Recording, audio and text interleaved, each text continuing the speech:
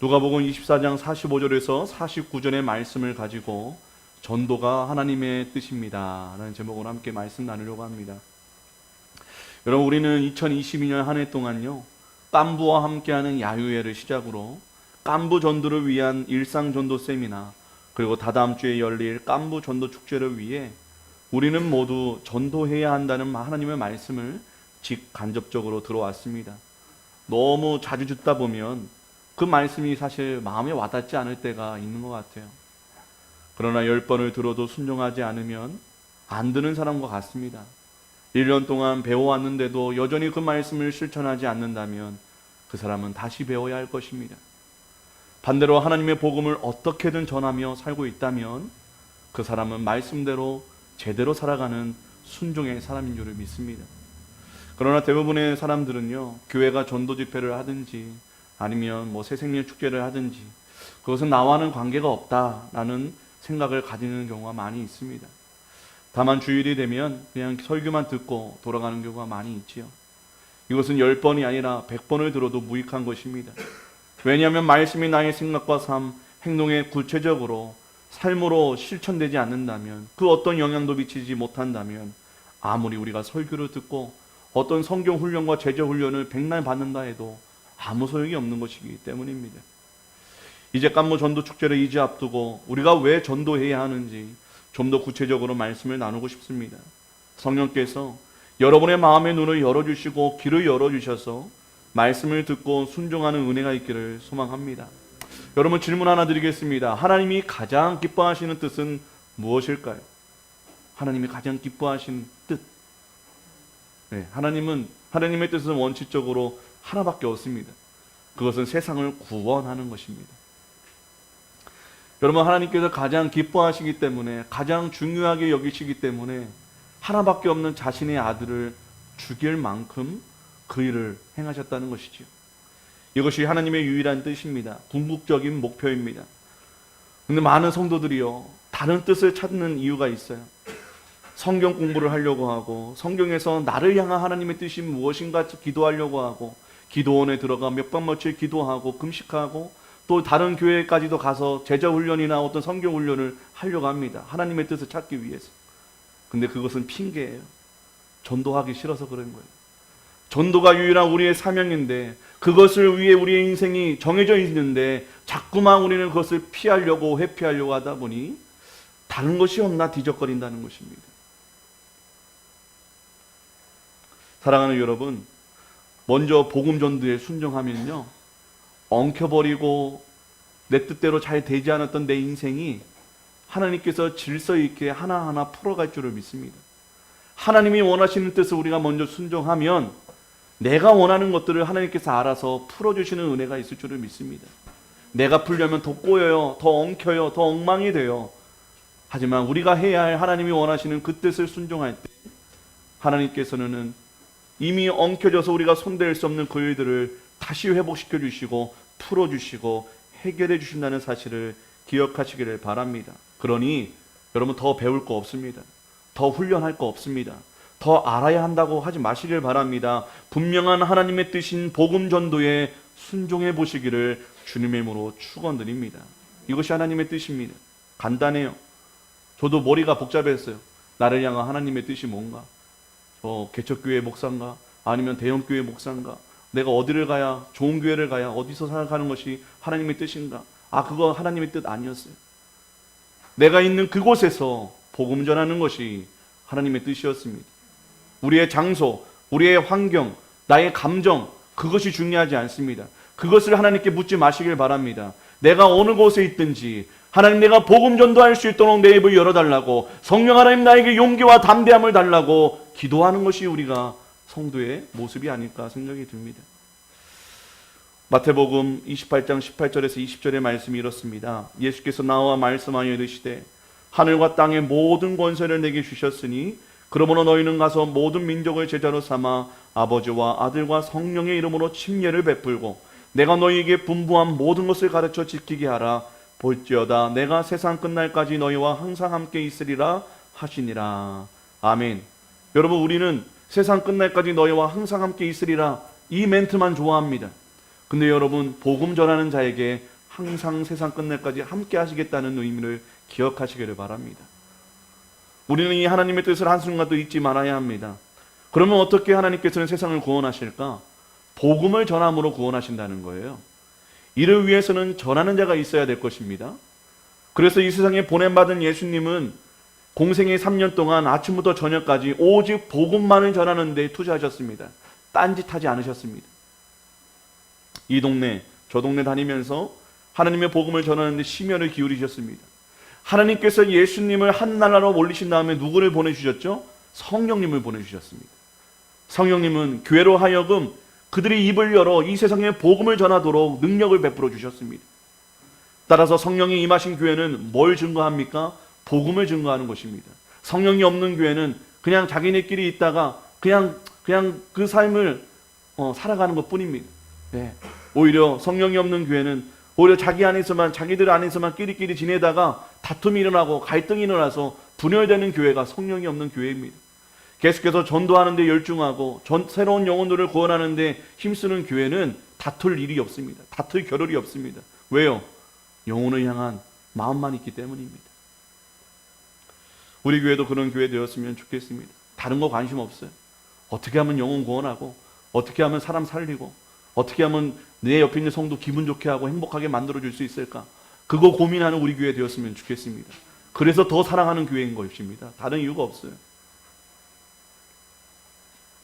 하나님의 나라는 복음을 전하는 자를 통해 완성됩니다. 그리고 온 세계가 하나님을 영화롭게 하는 그날이 올 때 복음 전하는 일을 중단할 수 없다는 것이 하나님의 뜻입니다. 우리가 자주 하는 말이 있죠. 어떻게 하면 하나님의 뜻대로 살 수 있을까요? 어떻게 하면 하나님을 기쁘시게 할까요? 어떤 면에서는 이것은 좀 사치스러운 말입니다. 그 해답은 이미 우리가 알고 있기 때문이죠.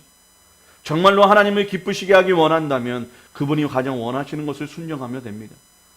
나의 삶 전부를 이용해서 예수 그리스도가 증거되는 일에 마음을 쏟는다면 하나님은 자동적으로 기뻐하십니다.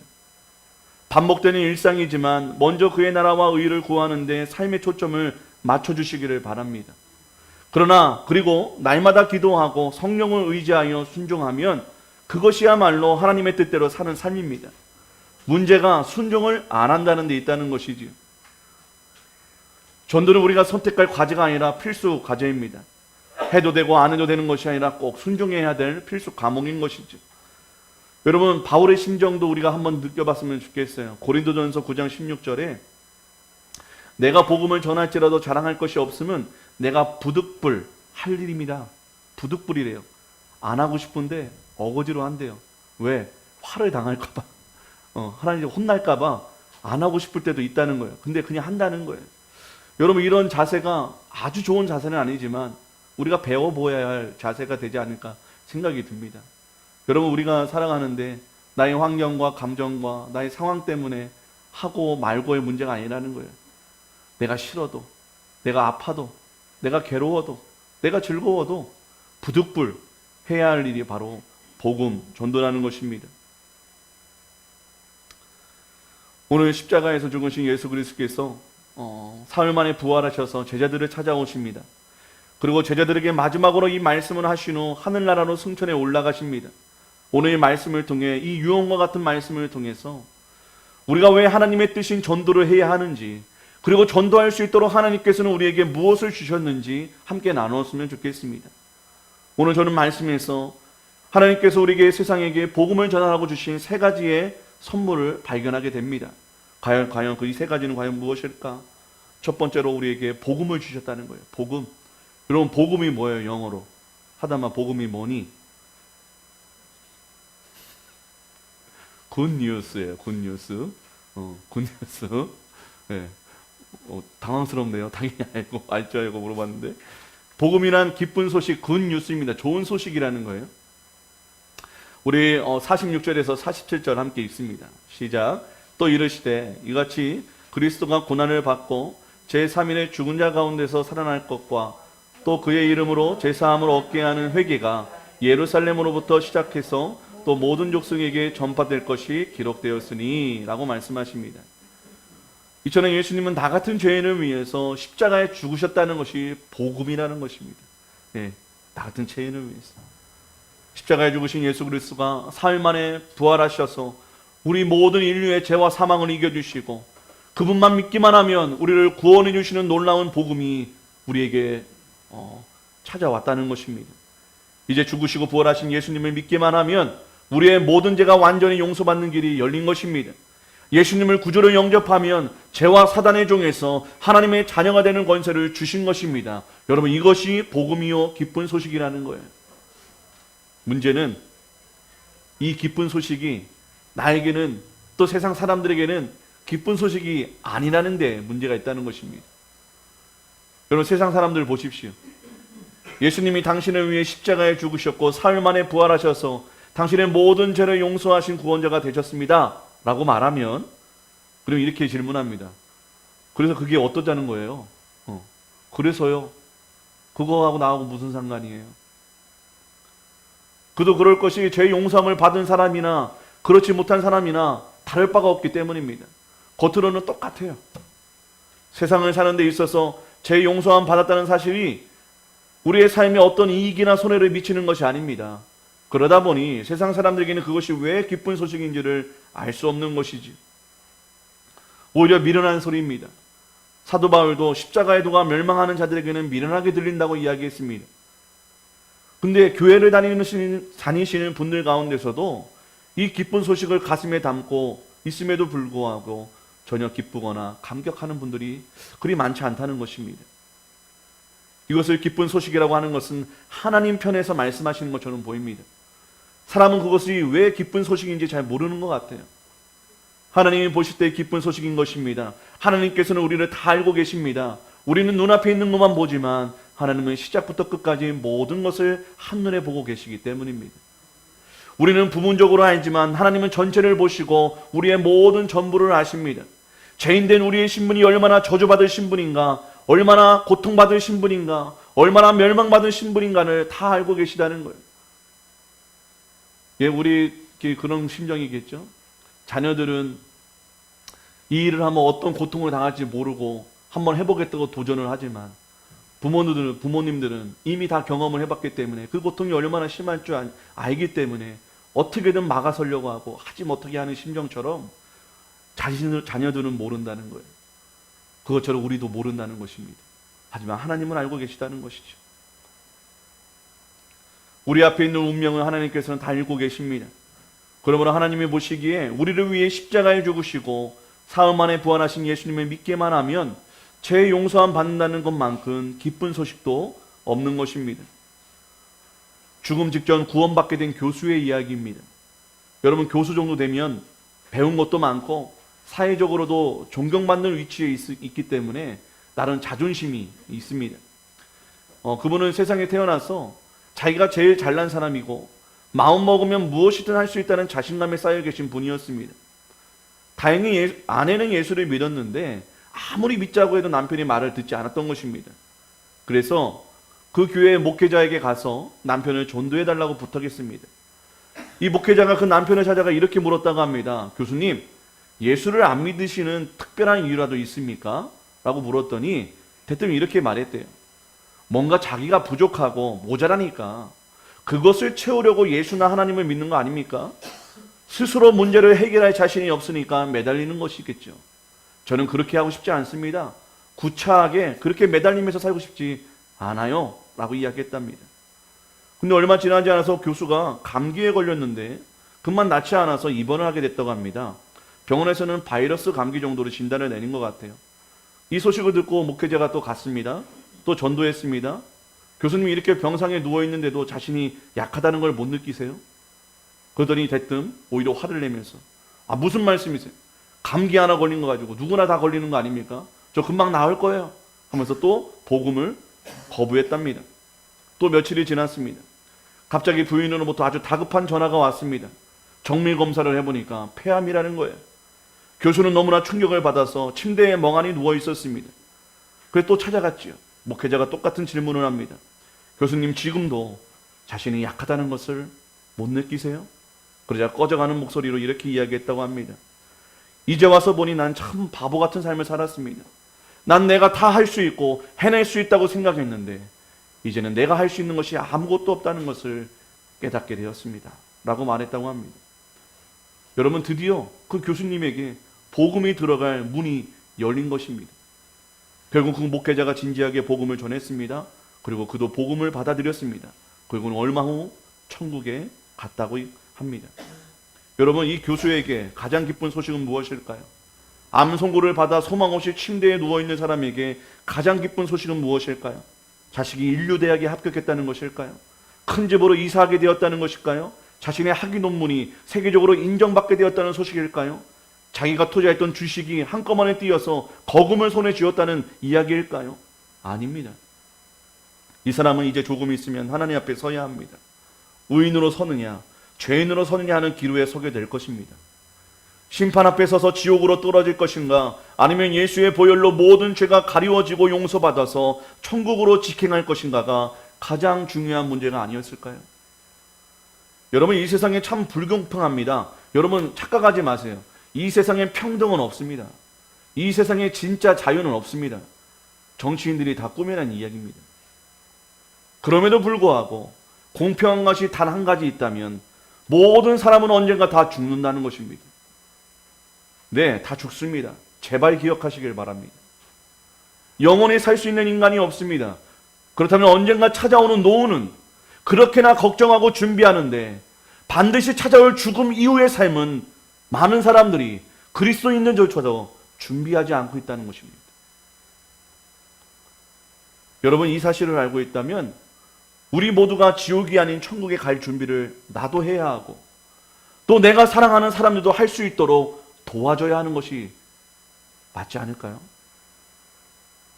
우리가 예수님을 죽음 이후만을 위해 믿는 것은 아니지만 이 땅에서 오래 살아봤자 90년도 안 돼요.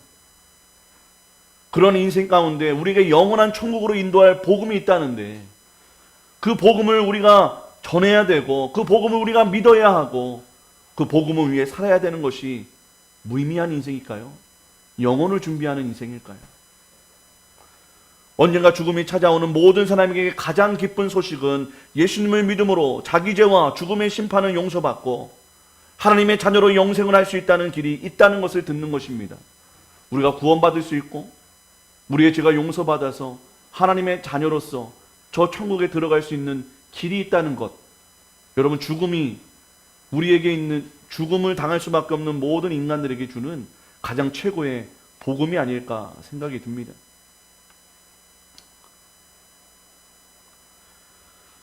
사랑하는 여러분, 하나님은 이미 우리에게 예수 그리스도를 허락해 주셨고 우리는 이미 구원받았습니다. 나도 구원받고 또 다른 사람도 구원하도록 우리를 또한 부르셨습니다. 그러므로 복음을 전하는 것이 아직 부끄럽고 쪽팔리고 뭔가 용기가 안 난다면 여러분, 나의 구원을 한번 의심해 보시길 바랍니다. 예, 복음 전하지 않는 거 예수 이름을 우리의 입 밖으로 드러내는 게 두렵고 부끄럽고 뭔가 아닌 것처럼 느껴진다면 우리가 받은 구원은 가짜일 수 있습니다. 여러분, 여러분의 신앙을 증거하기 위해서라도 복음을 입 밖으로 꺼내시길 바랍니다. 그러면 우리의 신앙은 뜨거워질 것입니다. 예, 여러분, 식어지고 무료하고 아유, 뭐 신앙생활 해봤자 별거 없네, 그런 마음이 드실수록 복음을 이야기해 보시길 바랍니다. 그러면 놀라운 기적과 이적과 함께 내 영혼이 살아나는 역사가 일어나게 될 줄을 믿습니다. 둘째로 우리에게 전도하라고 소명이라는 것을 주셨어요. 소명. 다른 말을 뒤로 하고, 우리가 참 안타까운 사고가 일어났잖아요. 이태원 참사가 일어났는데 그 수많은 젊은이들이 왜 귀신들을 이렇게 귀신 목장하고 또 이렇게 뭐 노는 그런 곳에 그게 많이 갈까 생각을 많이 해봤습니다. 우리 예담이도 저기 롯데월드에 그 할리우드 축제 하니까 롯데월드 같이 가자고 그 얘기도 꺼냈는데, 여러분, 할로윈은 원래 초등학생들을 위한 축제예요. 애기들 사탕 주려고 만든 거예요. 예, 아이들만을 위한 겁니다. 근데 다 큰 성인들이 거기에 왜 갔을까 생각을 해봤습니다. 그들이 갈 데가 없는 거예요. 그리고 살 이유가 모르는 거예요. 자신이 무엇을 위해 존재해야 되는지 모르니까 한낱 어린아이들이 해야 할 축제를 자기네 것으로 여기고 거기에 시간과 마음을 투자한 거예요. 예. 그 영혼들을 보면서 죽은 것도 참 안타까웠지만 그들이 그곳에 가서 술판을 벌이고 춤을 추고 그런 헛된 시간을 보내는 이유에 대해서 한번 생각해 보면서 마음이 정말 안타까웠습니다. 그래서 그런 생각이 했어요. 뭐 제 주제에 뭐 그 수많은 청년들을 어떻게 할 수는 없고 우리 교회에 있는 자녀들만이라도 저는 헛되고 허무한 곳에 놀러 가지 않고 시간을 버리지 않는 인생들로 만들어야겠구나. 우리 아이들만이라도 하나님을 향한, 하나님을 진짜 만나서 하나님이 우리 각자에게 주신 소명을 붙잡고 자신을 준비하고 마음껏 하나님께서 붙들려서 쓰임받는 인생, 그래서 헛되고 죽을 자리에 가는 것이 아니라 사람을 살리고 복되게 하는 자리로 우리가 날마다 우리 자녀들이 갔으면 좋겠다. 그러려면 우리 먼저 된 어른들이 신앙생활 똑바로 해야 되고 하나님 말씀대로 철저하게 살아야 되고 교회를 위해 목숨 거는 모습을 먼저 보여주어야 우리 아이들 잔소리한다고 듣습니까? 내가 한 행동대로 우리 자녀들이 보는 것이지. 여러분, 우리 자녀들을 위해서라도, 내 새끼를 위해서라도 신앙생활 잘하시고 하나님 말씀대로 살아가시길 바랍니다. 여러분, 학원 과외, 우리 학원 선생님도 계시지만 죄송합니다.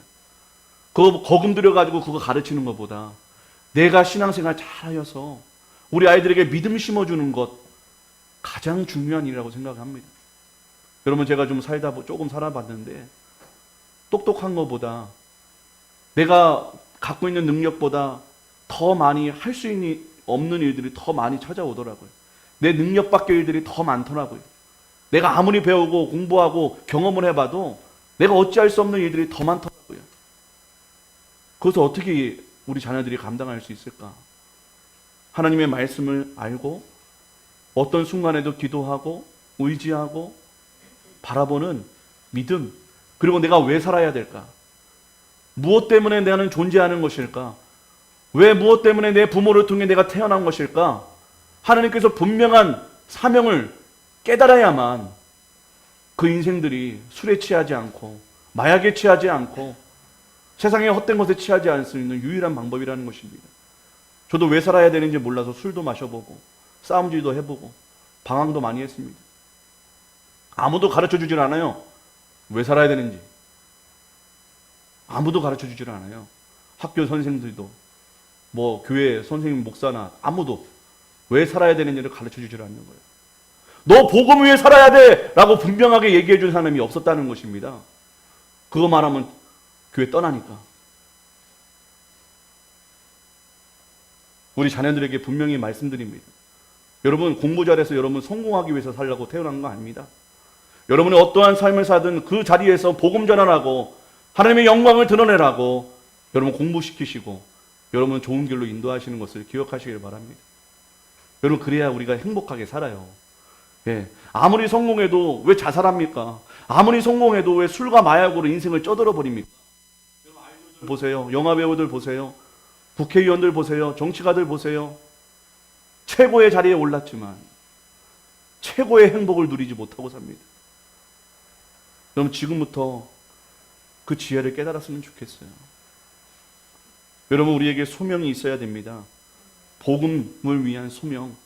여러분 다 직장 있으시잖아요. 얼마나 축복이에요. 여러분 돈 벌고 먹고 살라고 하나님이 직장 주신 거 아니냐니까요. 그 직장 속에서 복음 전하라고 하나님께서 허락하신 것입니다. 여러분, 그 복음 전하지 않으면요, 그 직장이 우리에게 무의미해요. 오히려 우리를 병들게 만들어요. 돈에 왜 이렇게 내 사업이 잘 되지 않을까? 잘 돼도 걱정, 못 돼도 걱정. 저도 이 목회가 직장이 될 수 있어요. 어떻게 하면 성도들을 많이 끌어모을 수 있을까? 그래서 큰 교회가 될 수 있을까? 아니요. 그게 목적이 아니잖아요. 제가 있는 목적, 여러분들을 잘 훈련시켜서 하나님의 군사로 훈련시켜서 세상의 곳곳에 나아가 복음 전환하고, 예, 그게 목적이 돼야 되는데 저도 목회가 직업이 돼버리면, 직장이 되어버리면 그거 끝난 겁니다. 목사로서 끝난 거예요. 사랑하는 여러분, 내가 가는 곳곳, 내가 만나는 사람들 허락하신 이유는 복음 전환하고 우리에게 주신 하나님의 명령인 줄을 믿으시기를 바랍니다. 셋째로 하나님께서 우리에게 성령의 능력을 주셨습니다. 빌리 그레이엄 목사님이 집회하시는 걸 제가 봤어요. 유튜브로. 옛날 건데. 근데 이게 설교를 이렇게 한글로 이렇게 번역된 거를 듣고 있었는데 이런 생각이 문득 들었어요. 아, 저 설교를 듣고 몇 사람이나 예수 믿고 돌아올까? 좀 의심이 들었어요. 아, 설교가 뭐 저 정도밖에 되지 않나? 뭐 그런 생각이 들었습니다. 뭐 저나 잘해야 되겠지만. 그리고 설교를 끝내시고는 빌리 그레이엄 목사님이 이렇게 제스처가 있더라고요. 손으로 턱을 이렇게 개고 조용히 이렇게 기도를 하더라고요. 이렇게 기도 자세가. 그리고는 뒤에서 성가대가 조용히 초청 찬양을 불러요. 예수 믿으라고 윽박지르고 저처럼 막 이렇게 소리 지르지도 않고 그냥 조용하게 기도하고 계시더라고요. 그래서 주의 깊게 저도 집중해서 봤더니만 점점점 그 스타디움 안에서 수만 명, 또 수백 명, 수천 명에 이르는 사람들이 여기저기서 일어나는 거예요. 일어나면서 예수님을 구주로 고백하고 무릎을 꿇고 기도하고 손을 올리고 하나님께 영광을 돌리는 모습을 보면서 제가 좀 할 말을 잃었습니다. 아니, 설교도 변변치 않고 뭐 대단한 말을 한 것 같지도 않은데 어떻게 저렇게 수백 명의 수천 명의 사람들이 나와서 예수를 믿겠다고 나올까? 과연 이게 이루어질 수 있는 일인가? 그런 생각이 들었습니다. 그런데 66년도에 저도 계속해서 좀 이 빌리 그레이엄 목사님을 찾아봤는데 하버드 대학교에서 초청을 받아 강의를 할 때 이런 말을 한 적이 있다고 합니다. 이전에 내가 전도를 할 때는 정성을 다하면 된다고 생각했습니다. 그래서 정성을 다해서 노력했는데 그것이 아니라는 생각으로 바꾸게 되었습니다. 오히려 나는 내 자신의 힘을 빼고 전도에 임하기로 작정했습니다. 나는 사용되는 도구에 지나지 않습니다. 실제 일은 성령이 하시는 것입니다. 따라서 성령이 하시도록 나는 내 힘을 완전히 빼고 전도하는 것입니다. 그래서 아주 편하게 기분 좋게 하나님께 맡기고 저는 전도합니다. 부담 갖지 않습니다. 라고 이야기했다는 거예요. 저는 이 멘토를 통해서 빌리 그레이엄 목사님을 통해 일어난 그 성령의 능력, 그 구원의 능력을 깨닫게 되었습니다. 빌리 그레이엄 목사님이 잘해서가 아니라 그 설교가 탁월해서가 아니라 그 빌리 그레이엄 목사님을 사용하시는 성령님을 통해 이러한 놀라운 일이 벌어졌구나. 예전에 저도 동서원병원교회 사역을 할 때 이런 비슷한 일을 경험을 했던 것 같습니다. 병원 라운딩을 돌기 위해 남자 병실에 들어갔는데요. 중환자실에서나 볼 수 있는 호흡기를 달고 힘겹게 숨을 쉬고 계신 노인분을 보게 되었습니다. 말을 걸어보고 싶었어요. 그리고 전도를 하고 싶다라는 생각이 들었습니다. 근데 그 곁에 있던 간병인 한 분이 저에게 놀리듯이 이분은 듣지도 못하고 말하지도 못하니까 말할 생각하지 마세요. 뭐 이렇게 얘기를 하는 거예요. 열받아가지고 더 얘기하고 싶더라고요. 그래서 비키시라고. 그래서 가서 이야기를 나눴습니다. 그렇게 노인분에게 말을 걸고 복음을 미사여고 다 띄고 솔직하게 전했습니다. 이게 곧 죽을 것 같으니까. 할아버지, 지금도 지옥 같은 삶을 살고 계신데 여러분, 할아버지 그냥 죽으면 지옥 가십니다. 근데요, 예수님 믿으면 천국 가세요. 예수님 믿고 꼭 천국 가셔야 됩니다, 할아버지. 이렇게 그냥 복음을 전했어요, 간단하게. 그랬더니 저번에도 말씀드린 것 같지만 그 할아버지 눈에서 눈물이 주르륵 흐르시면서 고개를 이렇게 숙으시더라고요. 고개를 쓰덕쓰덕 하시더라고요. 저는 그 모습을 보고 굉장히 놀랐습니다. 세 가지에 놀랐어요. 저를 성령님께서 할아버지에게 인도하셨다는 것에 놀랐고, 성령께서 이 할아버지의 영혼을 찾고 계셨다는 것에 놀랐고, 또 내가 복음을 전하여서 이 영혼이 구원받을 것이라는 것에 놀라게 되었습니다. 저는 성령의 예비하심도 몰랐고요. 그가 예수님을 영접할지도 몰랐습니다. 기대하지도 않았습니다. 그냥 목사로서 해야 할 일인 복음 전도를 했을 뿐이었습니다. 결국 제가 한 것이 아니지요. 그저 순종했을 뿐입니다. 그러나 구원의 역사는 성령님이 하셨고 하나님 성령께서 그 영혼 가운데 예수님을 영접하고 천국에 갈 수 있도록 일하셨다는 것입니다. 사랑하는 여러분, 복음은 내가 전하는 것이고요. 복음의 능력은 성령께서 일으키시는 것입니다. 우리는 복음을 전하는 마이크일 뿐입니다. 그러나 너무 부담 갖거나 책임지려고 하지 말고 그저 복음을 말하기 위해 힘쓰시길 바랍니다. 설득하는 게 아니에요. 선포하는 거예요. 거두시는 이는 오직 하나님이신 것입니다. 우리는 그냥 씨만 뿌리면 됩니다. 얼마나 편해요. 그냥 예수 믿고 천국 가세요 말하고 도망 오세요. 때리려고 하면, 시비 붙으려고 하면 그냥 도망 오세요. 선포만 하고 오시면 됩니다. 사랑하는 여러분, 그 영혼을 진심으로 사랑하는 마음으로 대신에 눈물로 씨를 뿌리는 심령으로 그 복음을 선포했으면 좋겠습니다. 그리하면 하나님께서 우리에게 기쁨의 단을 거두게 하실 것입니다. 우리가 전한 복음을 듣고 그 영혼의 예수님이 믿어지게 하셔서 구주로 영접시키고 하나님 자녀 삼으시는 이가 바로 하나님 아버지이시기 때문입니다. 그런 부담이 있을 수도 있어요. 내 사랑하는 가족들인데 목사님 그냥 멘트 한번 날리고 올 수는 없잖아요. 어떻게든 구원시켜야 되잖아요. 그런 부담을 내려놓으시라니까요. 단지 하나님께 기도했으면 좋겠어요. 나는 할 만큼 했습니다. 내 할 일은 했습니다. 이제 성령님 역사해 주시옵소서. 내 힘을 내려놓고 내 것을 내려놓고 하나님만 바라보니 여전히 주님을 알지 못하고 주님께로 돌아오려고 하지 않는 내 가족들 주님께서 역사해 주셔서 돌아오게 해달라고 기도할 뿐입니다. 우리가 뭘 할 수 있겠습니까? 사랑하는 여러분, 우리에게 전도하라고 주신 세 가지를 말씀드렸습니다. 첫째는 복음, 기쁜 소식을 주셨습니다. 둘째는 소명을 주셨습니다. 셋째는 성령의 능력을 주셨습니다. 성령을 보내달라고 기도하지 마세요. 이미 성령은 우리 교회 안에, 여러분 심령 안에 다 계십니다. 그렇기 때문에 기도해야 합니다. 어떤 기도일까요? 복음을 말할 담대함과 지혜를 달라고 기도해야 됩니다. 말씀에 순종하여 전도하게 해달라고 기도해야 됩니다. 내가 복음 전할 때에 하늘에서 공중지원으로 기적과 이적이 일어나도록, 그래서 그 영혼이 꼭 구원받게 해달라고, 성령 하나님이 역사해달라고 의지하는 기도를 해야 할 것입니다. 여러분, 이번 깐부 전도 축제 때 하나님께서는 놀라운 일을 하실 줄 믿습니다. 여러분의 순종을 통해 그 일은 일어나게 될 것입니다. 우리를 통해 주님은 일하실 것입니다. 성령님을 의지하여 담대하게 복음을 전하시길 바랍니다. 이 순종이야말로 하나님이 가장 기뻐하시는 일이자 우리를 가장 크게 축복하실 일이 될 것입니다. 여러분, 전도하라는 것은 하나님만 영광받기 위함이 아니라요, 여러분들 살리시려고 전도하라는 것입니다. 다른 거 아니에요. 사랑하는 여러분, 우리 복음으로 인해 구원받은 성도들이십니까? 맞아요? 여러분 복음 때문에 구원 받으셨어요? 안 받으셨습니까?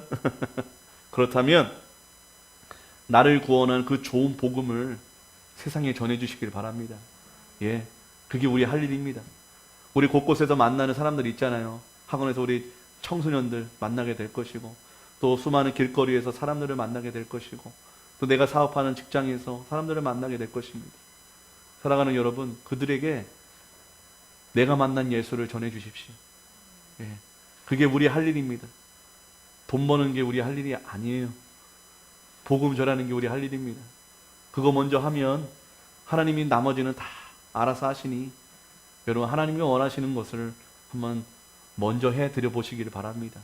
그것이 자녀된, 또 하나님을 기쁘시게 하는 참 복된 길이 될 줄을 믿습니다. 우리 함께 우리 말씀 기억하면서 그날 함께 찬양했으면 좋겠습니다.